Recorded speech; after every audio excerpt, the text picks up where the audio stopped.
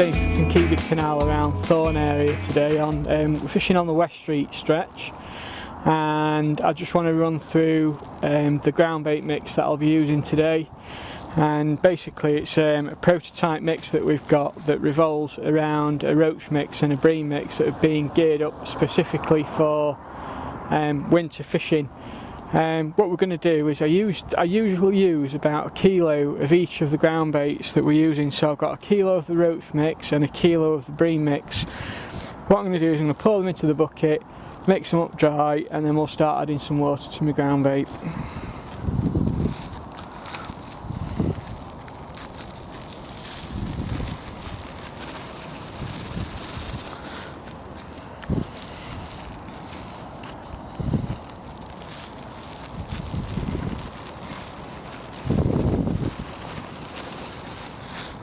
So I've put both of the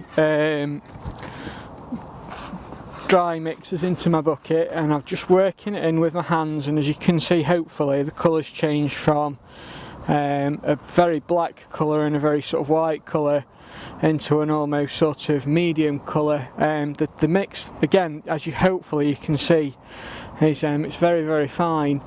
And today, I don't know whether you can see around me, but there's been a very hard frost overnight, so I think the fishing is going to be very difficult. However, we'll give it a go. So what I'm going to do now is I'm going to very slowly and gently add some water to my ground bait whilst mixing it with a drill and a whisk. It's very important that you have a good drill so that you can really get into the sort of mix as you're mixing it up.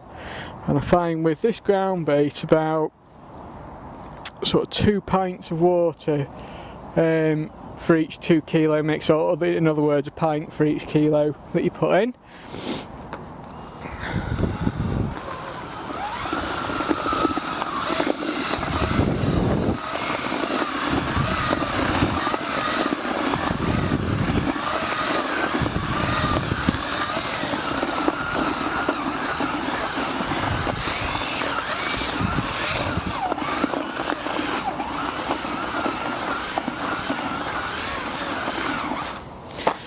So if you come and have a look at this mix now, it's looking almost perfect and ready to roll. It forms into a ball nice and easy, and that's what we're looking for now. To this mix in a bit, I'm going to leave this for about an hour so it absorbs all the water and all the moisture, and then in a bit I'm going to put some damp leam in it. And one of the things you find with damp leam is that it'll take a lot of the water out of the mix.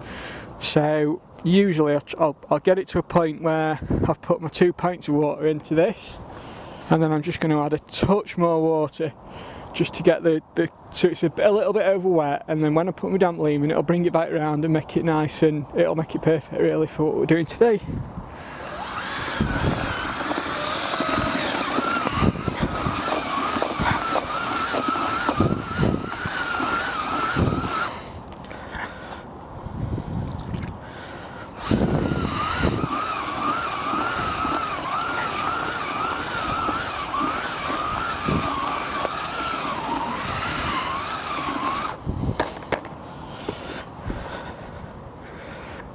Now that is absolutely perfect, and it'll be absolutely brilliant. When I put my leam in that in a bit, it'll be absolutely spot on.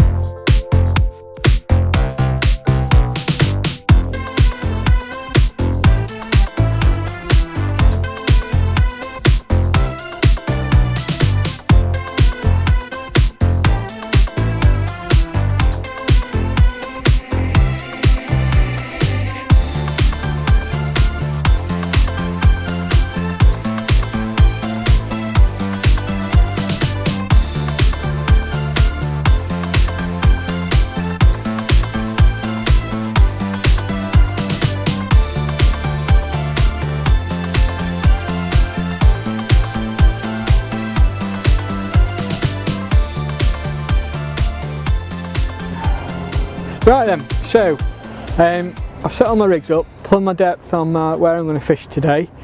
I've left my ground bait for an hour to make sure it's absorbed all the water, and I'm just going to check it now and make sure it's damp enough, or if not I'm going to just tweak it a little bit and make it a little bit damper for when I put my leam in. So as you can see, it's forming a ball quite nicely, but I feel I could just put a touch more water in it, because as I say, when I put damp leam in this, it's going to absorb an awful lot of the water. So again, to do that, drill and whisk. I've got a small amount of water in a bait box, as I don't want to put too much in and over wet it and kill the mix off. And again, it's just the same process really. You put bits of water in at a time and whisk it in thoroughly until it's absorbed as much water as I want it to absorb.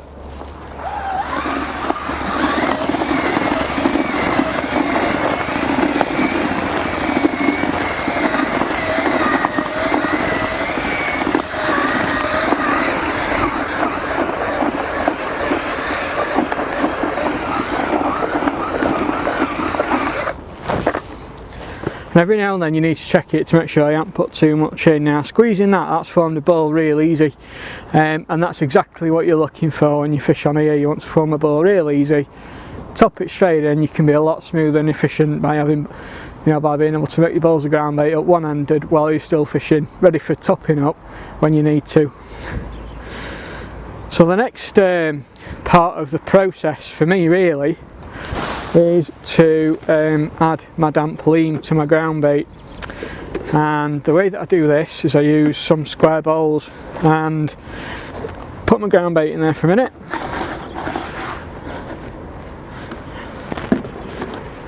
put my riddle on top of my bucket, and then open my damp leam. Now the damp leam I'm using today is black damp leam, and there's a reason why I'm using that, and that's basically because I want my ground bait to match the colour of the water and the sort of colour of the bottom of the canal. And I know around here the canal's quite dark on the bottom.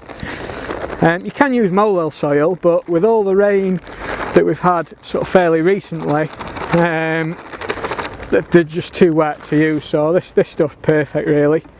And the way I mix my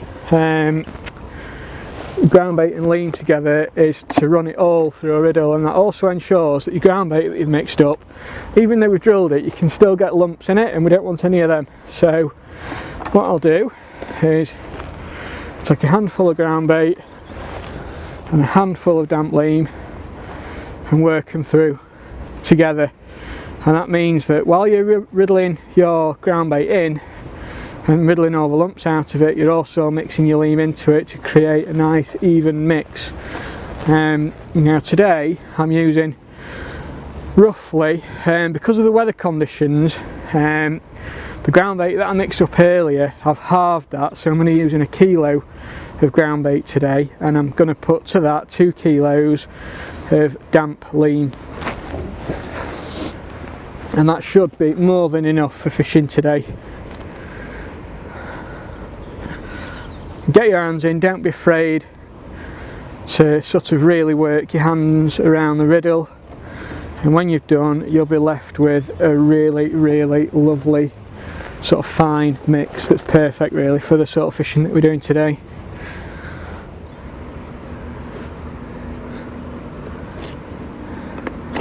And there it is, it's all mixed up nice and even, and as you can see, a ball still forms in one hand.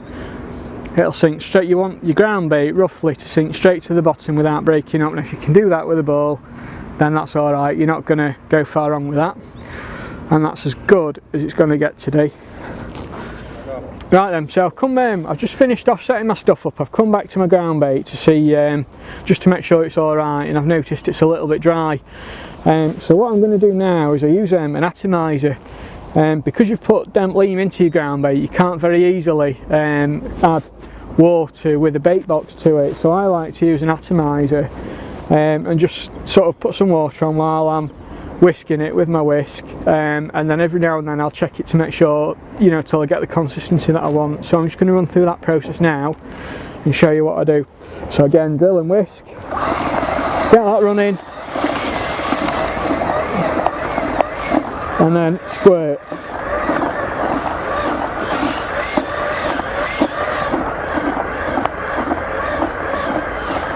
And you're away. And that now is absolutely perfect. I haven't had to add too much water to it, but it's just exactly how I want it.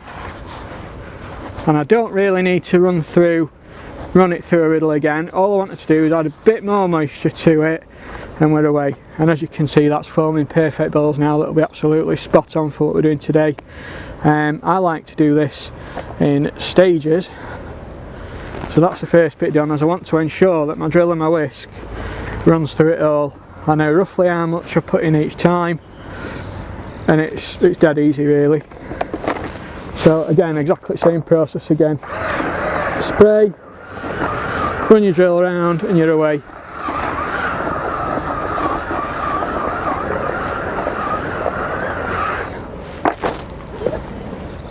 And again, that forms a perfect ball. It's roughly the same consistency as what we've been achieving this morning already.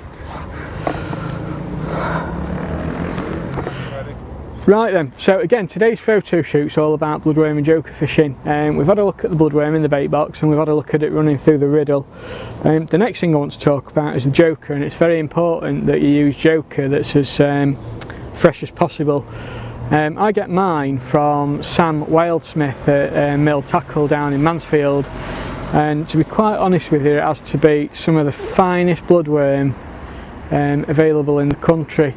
The guy goes over to France and Belgium to pick it up, and the work he puts in and the effort he puts into bringing this stuff in, it's absolutely phenomenal, and there aren't many people left doing it in this country anymore. So yeah, so that's that covered. What I'm going to do now is I like to separate my Joker into two lots basically. I've got an initial feed that I'm going to look at, and a top up mix that I do now. My initial feed will have, this is a ½ kilo match pack by the way. Right then, so in my initial feed I aim to feed roughly 10 balls. Now that can be split 50-50 over 2 lines, or it can be split 60-40, or whichever way you want to do. The 2 lines I'm going to fish today, one's at 9 metres and the other one's at 13. And the idea of today's session is you want to catch as many fish as you can, as quickly as you can. So to me that means fishing closer in rather than further out.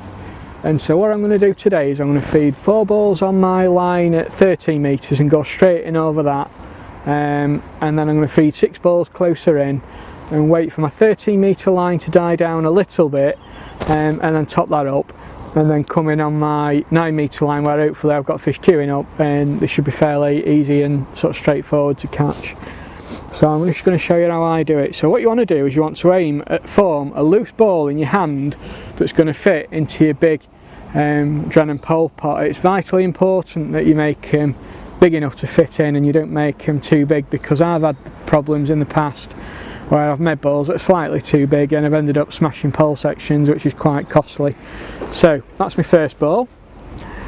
2, 3, 4, 5, 6, 7, 8, 9, 10.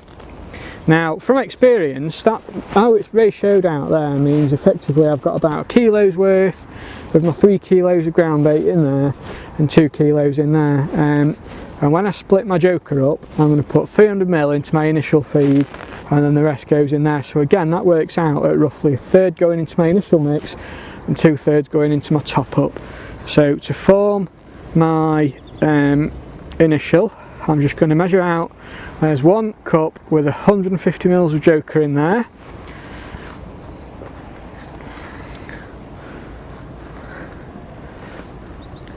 And then roughly the same again, straight in, mix it in nice and vigorously, don't be afraid of it. This Joker's quite sturdy stuff, you can afford to give it a really good blast around in the bottom of your bowl, because you want this Joker nice and evenly distributed. So there you go, that's my initial mix all formed and ready to go.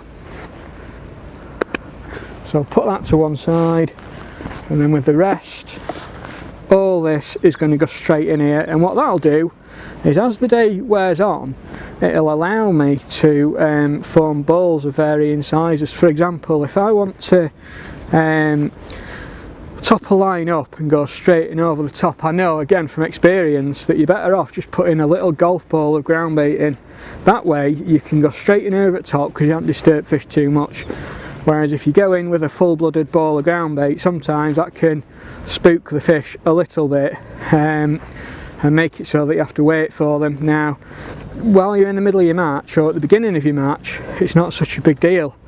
But when you're getting towards the closing stages of your match and you're on feeding fish and you think perhaps you could get another, I don't know, 10 or 15 fish out your peg, it's important to know what size ball of ground bait you can put in to be able to keep the fish coming.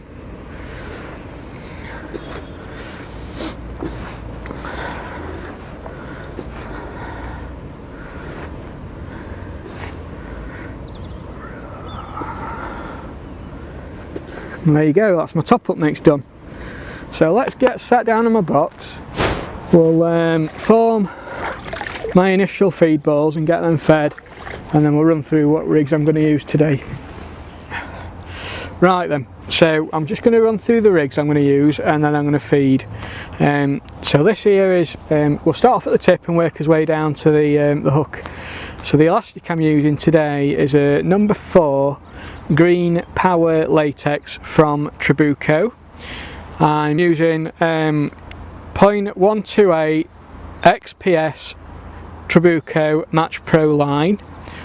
I'm using a 3/4 gram Chipati Zero float, and then as we move down to the business end, this is what's going to catch the fish today. As it's only 3/4 gram, I just use a bulk. I don't bother with things like olivettes and stuff until I get to rigs what use a gram. And so the bulk on this particular rig is about 8 number 8s, followed by a number 9, a number 9. I'm using an 08mm Trabuco T1 Elite hook length, and then on this rig I've got a size 18 green Gamakatsu hook. Now you might think an 18 hook is quite big, but you can catch on Joker on this hook. The size of the hook doesn't seem to bother the fish too much. It's how you present your bait, and I'll run through that in a short while. I've got 2 identical rigs set up. This one that's in 3/4 gram, and then I've got another one that's in 1/2 gram. Now today one of those 2 rigs will catch a lot of fish. If the fish are really on it today, I have 2 pencil rigs set up. The first one is on a number 5 Trabuco power latex elastic. The main line and the hook length are the same. The float, however, is a pencil design, and it's a 1.5 gram Chipati Mercury. And then running down to the business end, I've got a 1.25 gram Olivette with 2 number 9s underneath. That just kicks your main line away from your Olivette and stops wrapovers. And then I've got a number 9 dropper, a number 9 dropper, an 08mm hook length in the T1 Elite, and then on this rig I'm using a size 16 Gamakatsu green. And then this rig incidentally is purely for my 9-metre line, which is where I'm hoping I'm going to catch the majority of my fish today. And then my final rig I've got is a 1.5 gram rig again. So the main line and hook length are exactly the same, and the float this time is a Chipati Mars Blue. And again it's in a 1.5 gram, and again it's made up of a 1.25 gram Olivette with 3 number 9 shot underneath to kick the main line away from the Olivette, a number 9 dropper, a number 9 dropper, and a size 16 hook. Now one thing I want to touch on as well while we're here is that all my rigs, if you notice, my first dropper shot is always much further away than my actual bulk. I don't make them equal in distance, and the reason for that is that today when we're fishing we're going to lower the rig in vertically. And the aim of that is that your rig will fall in like so. So there's the hook in my left hand and the olivette, so the rig's going to fall in like so, and it's going to come in quite vertically. If you have your first dropper shot too close to your olivette, what you'll find is that your line will wrap over the top of your olivette, and when you think you're actually fishing properly, you might be 2 or 3 inches off the bottom, and that can be quite important on a day like today. And the way that I've actually set it is I found this deep hole, and as I'm fishing, this rig, when I set it in the water, is actually I'm probably fishing about 4 or 5 inches over depth. And the idea is that as the canal's flowing from right to left, and the plan is that as the float's got to its optimum position, it's bob on for catching a fish. And again today, the aim of today, as I might have touched on earlier on, is to catch fish as quickly as I can, and that might be as quick as catching a fish a minute.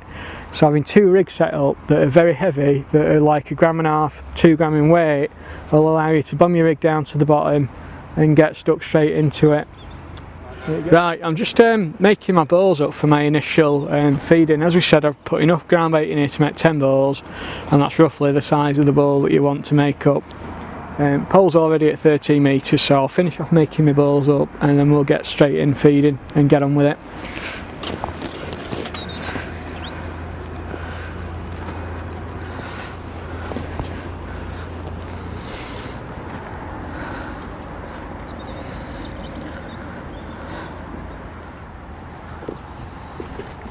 And the last one, there you go, nearly.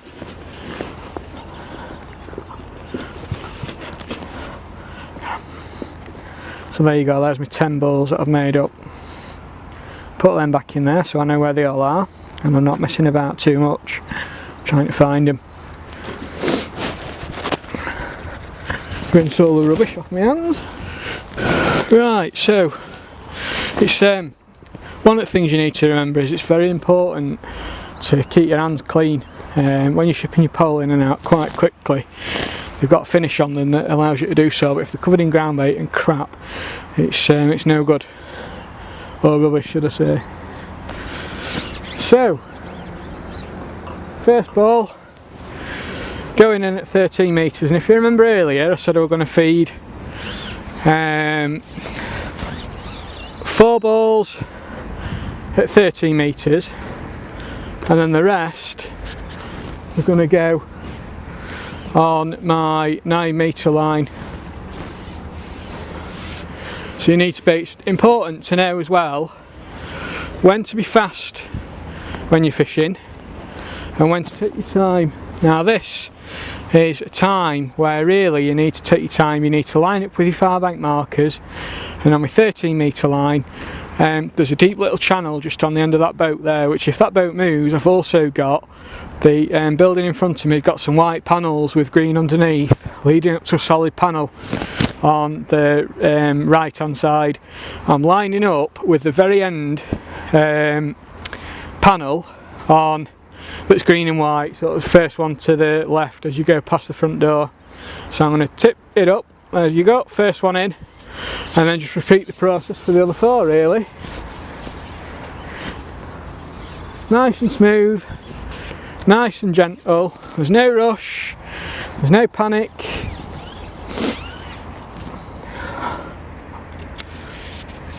And you just keep shipping in and out nice and gently until they're all in.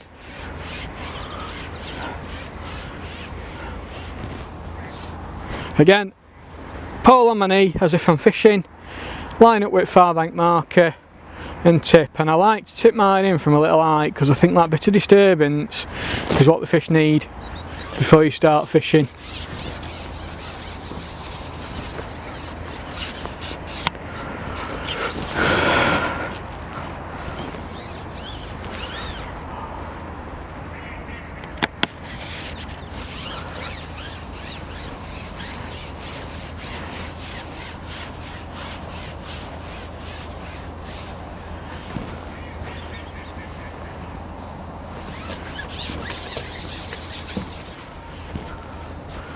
Line up with far bank marker and tip, done. So now I've fed my 4 balls on that line, break the pole down, and start feeding my bulls closer in. Now this hopefully is the line where I'm going to absolutely bag up today, or I hope it is anyway.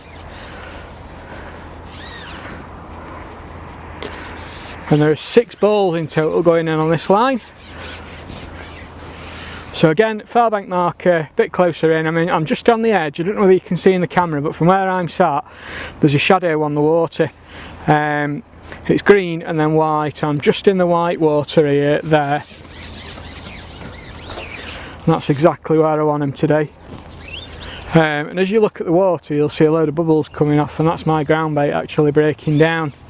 And again, as we discussed earlier, what you want is the ground bait to break down as it touches bottom, and you've almost got to visualise in your head what's happening. So it takes about, it's 6-7 foot deep here, and the balls hopefully staying together for about 2 seconds while it drops, and then it'll start to break up once it's on the bottom.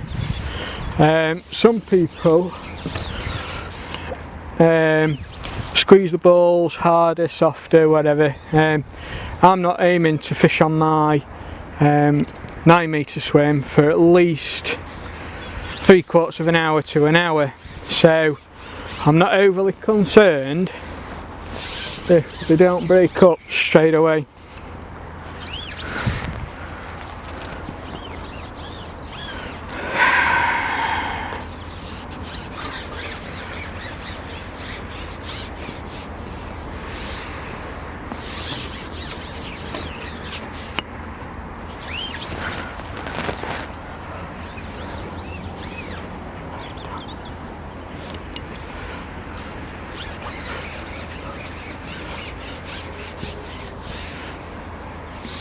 There you go, that's feeding done.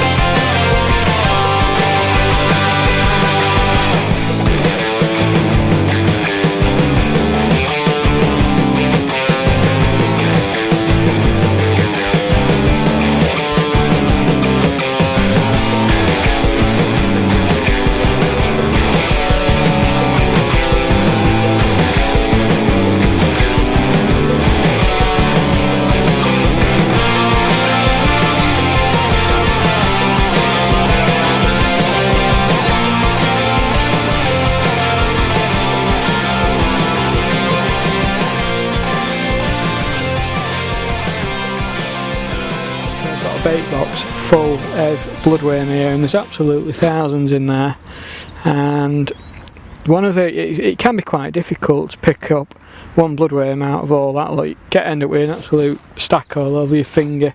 So one of the things I do is I have a towel tied around my waist, and all I do is I pick a few bloodworm out of my bait box, put them on my knee, and then what they do then is they separate themselves out, and it's easier for me to pick one up and stick on the hook.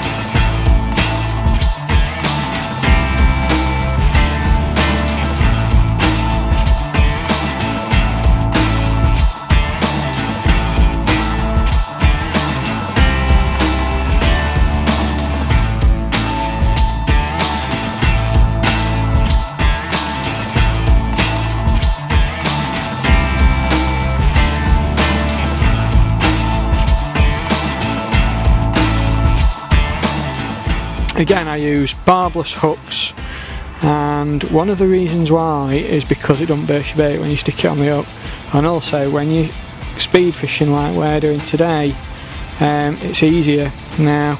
It's easier to hook your bloodworm. Now there you go, that's my bloodworm hooked.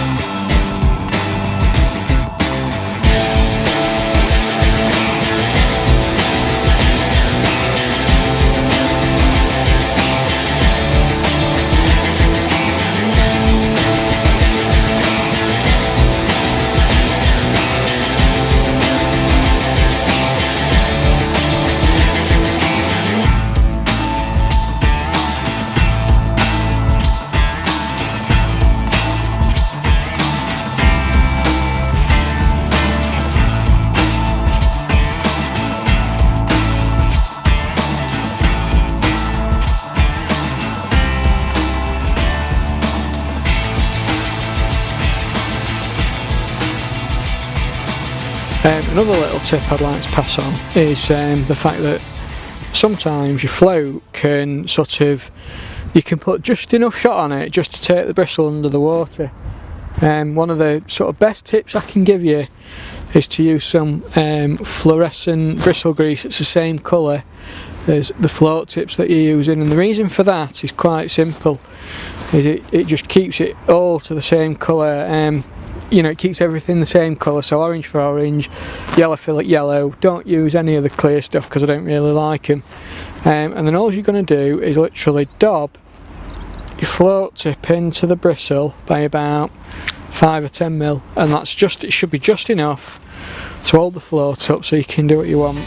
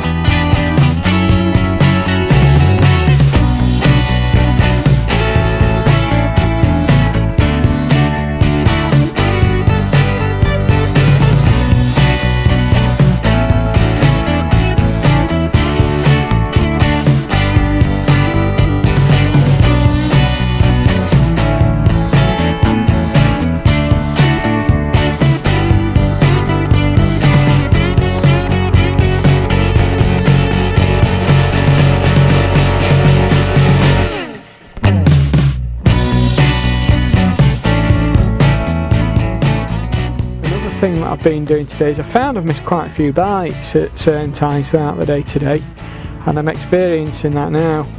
And sometimes that can be down to either there's too many fish in swim, or there's not enough fish in swim. And when there's too many fish in swim, what I found is I've had to go onto my 13 metre line and catch on that for a little while, and then come back to my close in line without actually feeding my close in line. Today my close in line has been the best line that I've had today. It's been absolutely solid with fish.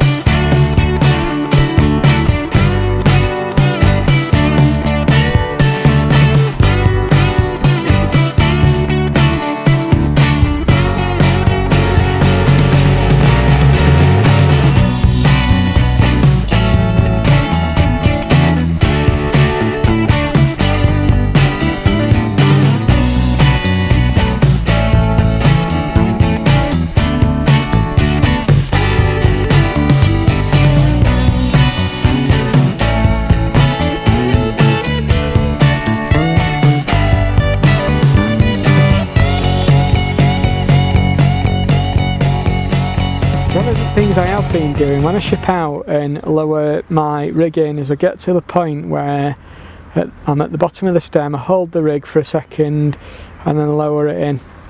And what that does is as the rig is settling and falling through the water, it allows everything to straighten up before the hook bait is on the bottom.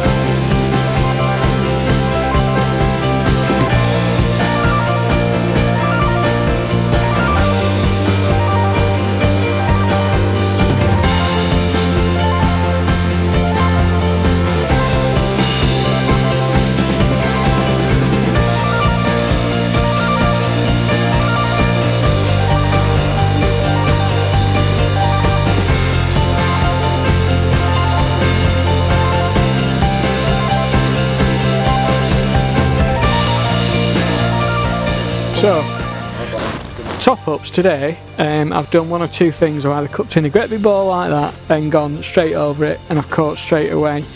As the sessions wore on though, I've found that topping up with balls like that's been better, because there's already a volume bait down there, and what I don't want to do is add too much volume to what's already there. I want to draw the fish in and then get them on my bloodworm. So they are the two top ups that I do. First 2 or 3 hours I've been doing it with that.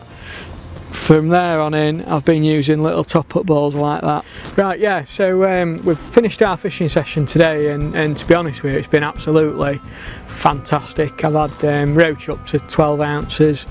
I've had quite a few fish as well. I've found that I've caught most of my fish on my close in line, and I've used my 13 metre line as a backup. And if you remember at the start of the session, that's exactly how I thought it would go. The idea of days like today and fishing in the matches on this particular canal is that you catch as many fish as you can, as close in as you can. I think one thing that's helped today is the weather. It's been absolutely glorious, and I'm sure you'll have noticed that from 8 o'clock or 9 o'clock this morning when we did the first ground bait mixing sequences, I've took my woolly hat off, and that's because the temperature's absolutely shot up. So I do believe that's helped quite a lot in terms of catching fish. And again, in summary, I've caught more fish on that close in line than I have on my long line, and I've had such a brilliant day's fishing. It's been unreal. One thing I did try throughout the day as we went along was catching on the 2 heavier rigs that I'd set up, but for whatever reason, I don't know, they just did not seem to want that heavier rig on them. So I've caught the bulk of my fish on the 1/2 gram rig. Again, I can't believe how good today's been. It's been fantastic, considering I've only really had about 3 hours worth of fishing. It's been very good. The canal is controlled by Thorne and District AA, and day tickets cost £3 each. Again, the fishing on here, it's got to be some of the best fishing available in the country.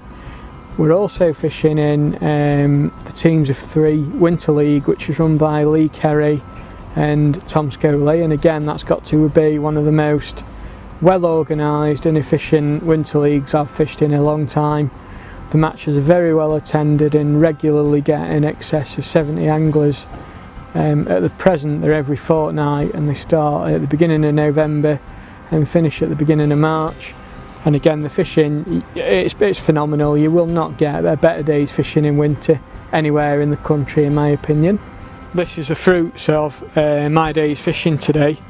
I've had roach like that have been absolute, you know, I've had a lot of stamp fish like that, which has been pretty good. You know, they've been the sort of general stamp of the fish I've got. And I reckon I've got somewhere in the region of 8 to 10 pound fish in there as well, which it's been a lovely day's fishing. And I hope that you enjoy watching what we've done today as much as I've enjoyed catching them for you. Thank you very much.